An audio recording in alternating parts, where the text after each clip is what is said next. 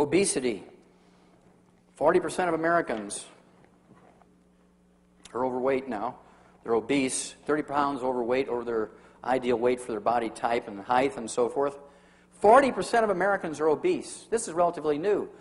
50 years ago it was like 15%, and 100 years ago there was very rarely, less than 1% of Americans were obese. And it turns out it's caused by a simple, single problem. I can walk on a horse farm, and I can tell you in 30 seconds if the horses on that farm are getting all the minerals they need. This is a little working wagon in an Amish farm in Lancaster County, Pennsylvania. And I walked on that place, and I knew immediately that the horses weren't getting all the minerals they needed because the horses were eating, nibbling all along this buckboard rail, and then they just ate this one particular place.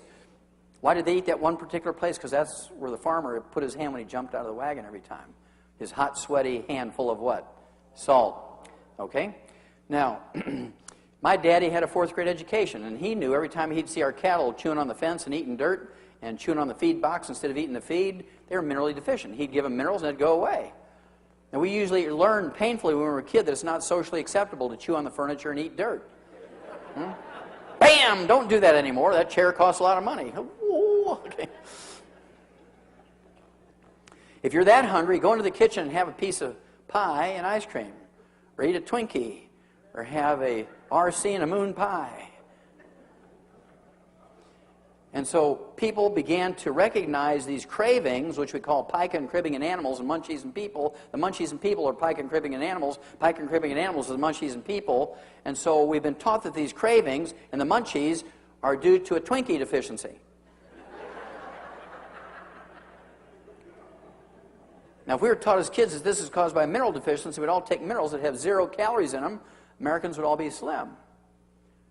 Weight problems are nothing more than a mineral deficiency disease.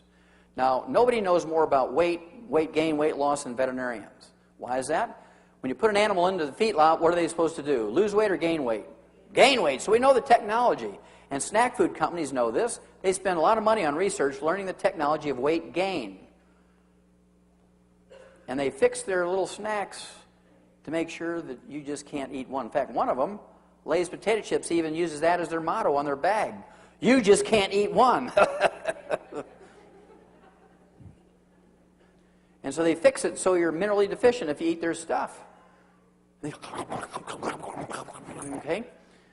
But if you take your minerals, the cravings go away. And that alone, you can lose 10, 15, 20 pounds just because you're not desiring to eat things between meals. You're not going to sit there and watch TV and fill your face all night because you don't have those cravings anymore. It's not a problem with your self-respect. It's not a problem. You don't have a deficiency of hypnosis. You don't have a deficiency of acupuncture. You don't have a deficiency of ephedra. You have deficiencies of minerals. You take your mineral program and eat a couple of meal replacers a day.